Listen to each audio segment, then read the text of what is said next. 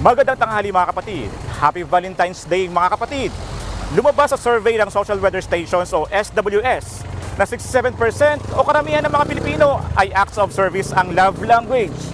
Halimbawa niyan, yung paglulutuan ka ng partner mo o kaya ay tutulungan ka sa mga gawaing bahay. Ikaw kapatid, anong love language mo at bakit? Tara samahan niyo ako at magtatanong tayo dito. Ano lang, inaasikaso ko lang yung pang-araw-araw niyang pangangailangan, pagpapasok siya sa trabaho, pagtitimpla ko siya ng breakfast niya, pagluluto ko siya ng paborito niyang ulam. Yung extra special naman, ganon. Yung sa time po, sir.